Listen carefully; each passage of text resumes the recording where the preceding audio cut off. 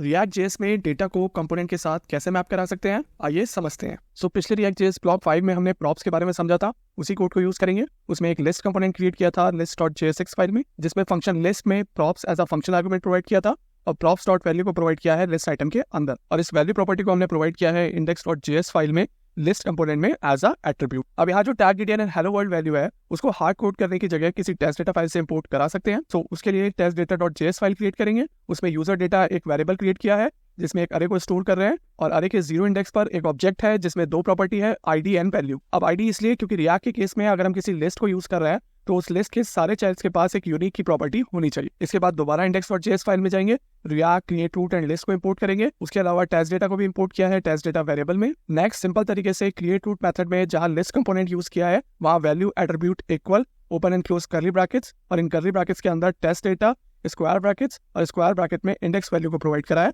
उसके बाद dot value property, that's it. But ये तरीका यूजफुल नहीं है क्योंकि हर बार अगर मेरे टेस्ट डेटा फाइल में कुछ नया डेटा ऐड होगा तो मुझे दोबारा index.js फाइल में एक लिस्ट कंपोनेंट को ऐड करना पड़ेगा। इससे बचने के लिए एक मैप मेथड को यूज करेंगे। उसके लिए पहले एक फंक्शन गेट डेटा क्रिएट किया है विद फंक्शन आर्गुमेंट डी, और इस फंक्शन में लिस्ट कंपोनेंट को रिटर्न करा रहे हैं एंड एट्रीब्यूट वैल्यू स्टोर करा रहे हैं डी डॉट वैल्यू, जहाँ डी ऑब्जेक्ट है और वैल्यू प्रॉपर्टी है। इसके बाद दोबारा से क्रिएट रूट मेथड को यूज करेंगे और रेंडर मेथड के अंदर in between diff open and close curly brackets को यूज करेंगे, और उनके अंदर टेस्ट डेटा जिसमें अरे को स्टोर करा है डॉट मैप पैरेंथेसिस, और पैरेंथेसिस में गेट डेटा फंक्शन को पास कर देंगे।